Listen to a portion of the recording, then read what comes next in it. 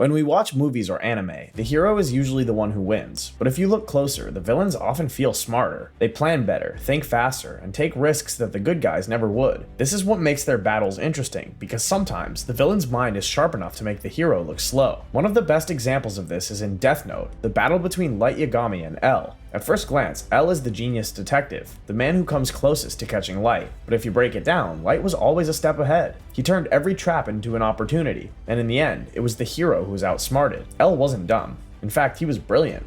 From the very beginning, he figured out things no one else could. Remember when he tested the timing of the murders by showing the news only in certain regions of Japan? That single move narrowed Kira's location down to the Kanto region. No normal detective would have thought of that. L also wasn't afraid to accuse Light directly. He walked right up to him and said, "You're Kira, aren't you?" That boldness is part of what made him iconic. For a while, it seemed like Light had finally met his match, but here's the problem. L was still a hero. He had rules. He had to prove things step by step, gather evidence, and play fair. That's what makes him respectable, but it's also what made him weaker. Meanwhile, Light didn't play fair. He never cared about rules. All he wanted was to win. That difference in mindset is what separated the villain from the hero. Think about the bus hijacking scene. Light used a random criminal, manipulated the situation, and tricked Ray Penberg, an FBI agent, into writing down the names of his own team. L would never pull something that cruel, but Light did it without hesitation. That's why he gained ground so fast, because morality never slowed him down. This is the core of why villains feel smarter. They don't just think logically, they think with vision. Light wasn't reacting to L. He was building a world where he was already God. His moves weren't about solving one case, they were about controlling the future. One of the best moments comes when L and Light meet at the university. L introduces himself as L. That was insane because he risked his life just to test Light's reaction, but Light doesn't panic. He smiles, shakes his hand, and pretends to be a friend. That single moment showed the difference between the two. L played chess, but Light played poker. L searched for proof, but Light controlled perception. To the world, he looked calm, innocent, and trustworthy. That's why even when L suspected him, others didn't believe it. Light didn't just outsmart L, he outplayed everyone around him. Heroes usually fight within a box. They stick to the law, or honor, or the idea of justice. Villains, on the other hand, have no box. They bend rules, break people, and do whatever it takes.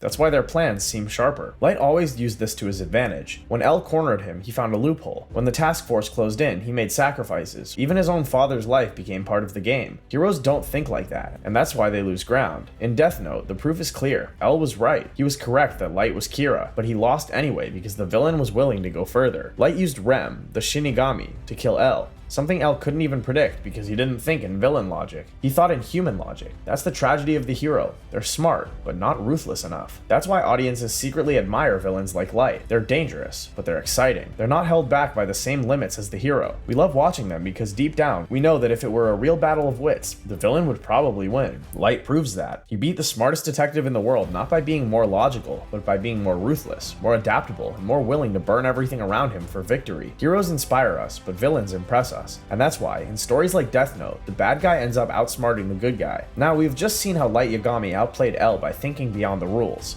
But this isn't just an anime problem. Even in Hollywood's biggest superhero movie, the same pattern shows up. The villain thinks bigger, and the heroes can't keep up. No example is clearer than Thanos versus the Avengers in Infinity War, a team of the most powerful heroes on Earth, armed with gods, geniuses, and soldiers. Yet the villain still beat them, and he didn't do it with strength alone. He did it with logic, patience, and strategy. The Avengers were always reactive. They fought with emotion, not with vision. When Thanos started collecting the Infinity Stones, every move he made had purpose. Meanwhile, the Avengers kept scrambling from one crisis to another. Look at their early moves. Doctor Strange already warned that giving up the Time Stone was dangerous. But Tony and Peter still dragged him onto Ebony Maw's ship with no real plan. They didn't think about the bigger picture. They were stuck in the moment. Heroes often act like this. Heart first, brain second. That's why they fall into the villain's traps. Thanos didn't rush. For years, he let others fight his battles while he waited for the right moment. By the time Infinity War begins, he knows exactly what to do. His first strike is on Thor's ship, where he takes the Space Stone. Notice how he doesn't waste time. He kills half the Asgardians, defeats Hulk in seconds, and then sends his generals to collect stones while he continues his mission. Every move was efficient. Compare that to the Avengers in Wakanda, who put all their faith in protecting one stone, the Mind Stone. Instead of spreading out or using deception, they gathered in one spot, making themselves predictable. Thanos thought like a general. The Avengers fought like firefighters, always reacting to flames without stopping the fire starter. However, the clearest example of the stupid hero smart villain pattern happens on Titan. The heroes actually had Thanos pinned. Doctor Strange, Spider-Man, Iron Man, and the Guardians had a chance to remove the gauntlet, and then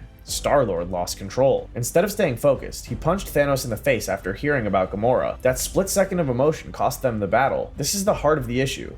Heroes carry personal baggage that clouds judgment. Thanos had baggage too, but he never let it derail the mission. He accepted sacrifice for victory. The heroes couldn't. Thanos wasn't just fighting to win a battle. He was fighting to reshape reality itself. He had a vision, balance the universe by wiping out half of all life. As twisted as it was, it gave him clarity. Every stone he collected wasn't random. It was another step toward that goal. The Avengers, on the other hand, only reacted. They had no vision beyond stopping Thanos. That sounds heroic, but it's also vague. They had no plan for what to do if he got 2 stones, or 3, or 5. That's why, in the final fight in Wakanda, they threw everything they had without coordination. The result? Thanos walked straight through them. Scarlet Witch destroyed Vision's stone, but Thanos had already planned for that with the Time Stone. He reversed it, took what he needed, and snapped. Meanwhile, Thanos didn't beat the Avengers because he was stronger. He beat them because he was smarter. He made the sacrifices the heroes couldn't. He stayed calm when the heroes lost control. He thought long term while they reacted short term. And the shocking part is, he told them this. In the middle of the movie, he claims he's inevitable. He wasn't bragging. He was telling them the truth. His victory wasn't luck. It was built step by step, while the heroes stumbled over their own mistakes. This is why people still argue about Infinity War. Was Thanos actually right?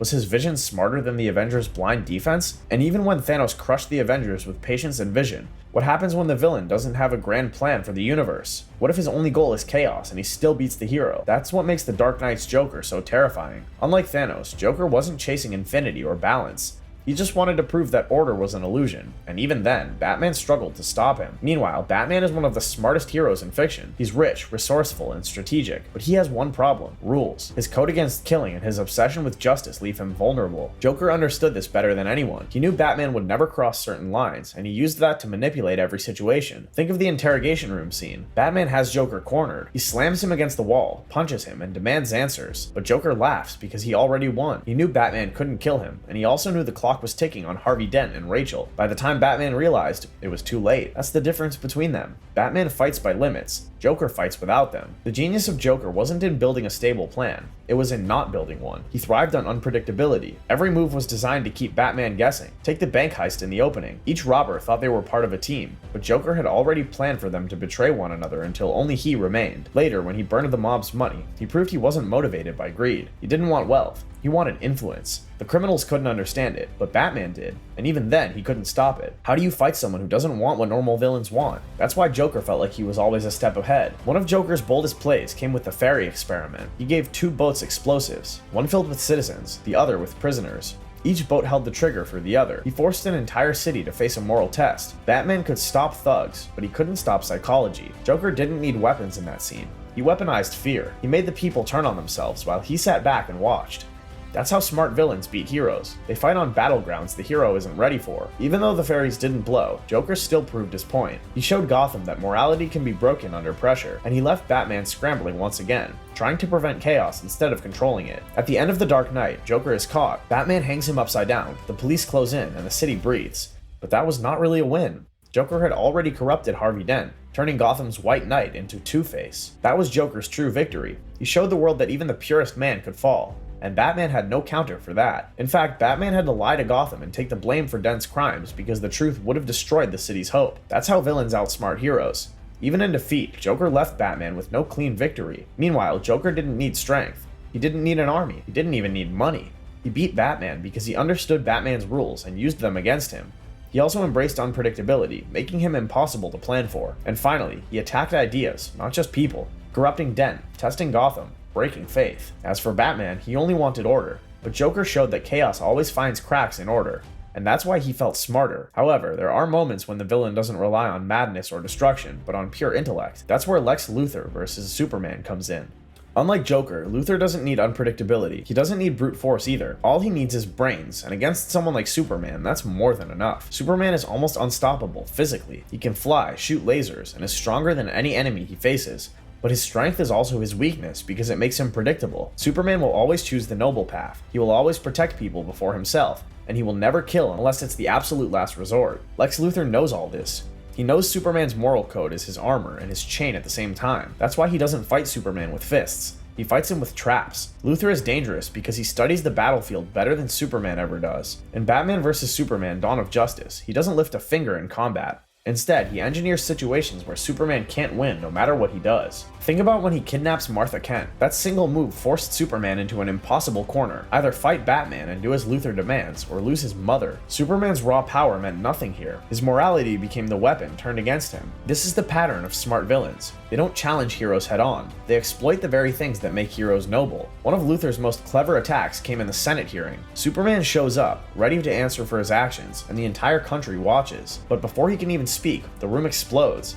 A bomb hidden inside a wheelchair kills everyone except him. The brilliance of this was the aftermath. Superman looked powerless in the eyes of the public. He survived while others died, which made him seem like an alien outsider rather than a savior. Luthor didn't need to beat him in a fight. He just made people doubt him. That's where Superman truly struggles. He can handle fists, but he can't handle perception. Another reason Luthor feels smarter is because he rarely gets his own hands dirty. He manipulates others into being his weapons. In Batman vs. Superman, he pushes Batman into war as well. By feeding Batman paranoia about Superman's unchecked power, Luthor sets up a battle between the two heroes. While Superman and Batman are tearing each other apart, Luthor watches. He nudges them into destroying each other, and that's genius. Superman's greatest weakness isn't just kryptonite, it's his lack of cunning. He sees problems and fixes them directly. If there's a fire, he puts it out. If there's an enemy, he punches harder, but he doesn't think in layers. He doesn't play chess. Luthor does. Every action is a move on the board. When Superman flies in to save, Luthor already has the counter prepared. That's why Superman always feels one step behind. However, Lex Luthor represents the ultimate example of why villains feel smarter. He shows that you don't need to be strong to beat a hero. You just need to know how they will react, and then set the trap. In the end, Superman saves the world, but Luthor makes the world question if it even wants to be saved by him. That's the kind of mental victory that lasts longer than any physical fight. Overall, heroes inspire us, but villains outthink them. Heroes fight for justice, but villains fight with strategy. And when it comes to strategy, the villain almost always has the upper hand. Because in the end, it only takes one brilliant move for the bad guy to make the hero look like the fool.